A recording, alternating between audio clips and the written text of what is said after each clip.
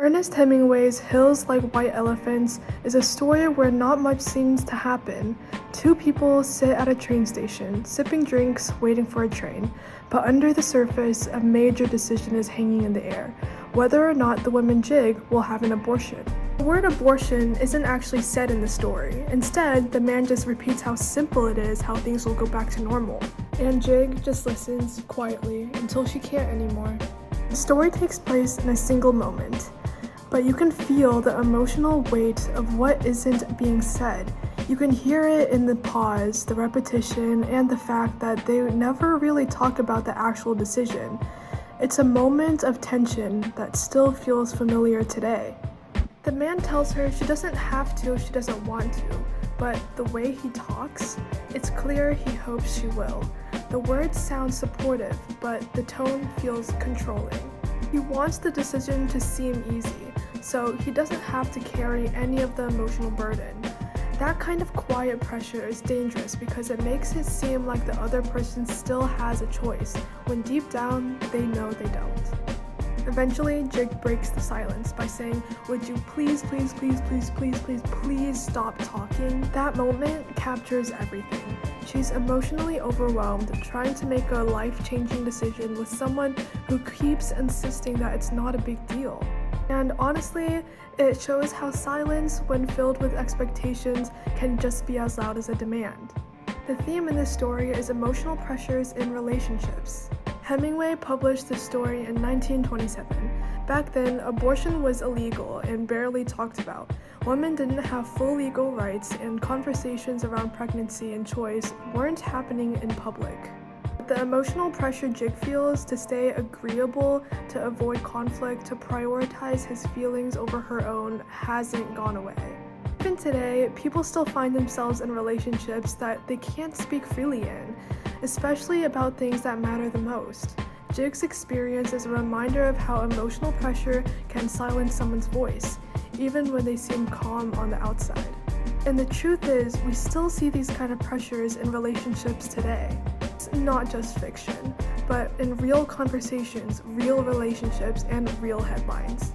When Roe v. Wade was overturned in 2022, the headlines focused on politics and law, but behind closed doors, the same conversations Hemingway wrote about were still happening. People trying to make impossible decisions, often in silence. This chart you see here comes from a 2015 study published in PLOS One. Researchers followed nearly 700 women in the US after they had abortions and asked them how they felt and why they made their decision. Nearly 40% said it wasn't the right time. Others mentioned financial pressure, relationship struggles, or personal health concerns. More than 60% said their decision was somewhat or very difficult. But what stands out the most is that 95% said it was the right decision for them, even with all that emotional weight. Hemingway captured that complexity in 1927. Jig isn't confused, she's thinking.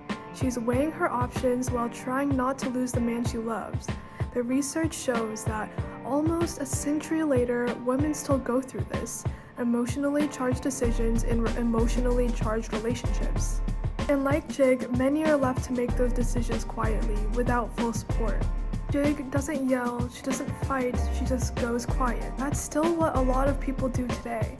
They don't speak up, not because they don't care, but because they're emotionally worn out from being pushed while being told it's their choice.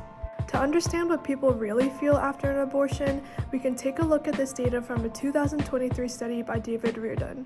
It compares different types of pregnancy outcomes and the emotions women experience afterward. Women who had abortions they didn't want were significantly more likely to report grief, guilt, regret, and shame, compared to those who wanted or felt natural about their abortion. In fact, emotions like emptiness, unforgiveness, and difficult grieving were notably more intense when the abortion was associated with partners' pressure or inconsistent feelings. What Hemingway showed us in 1927 is that the pain doesn't always come from the procedure.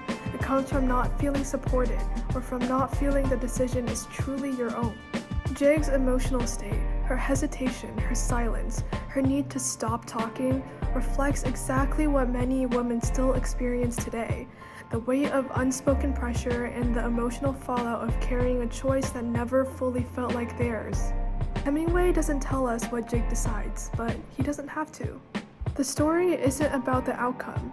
It's about the pressure, the silence, the emotional weight of trying to make a personal choice in a space that doesn't feel safe. The story still exists, just in different worlds, different places, and different laws.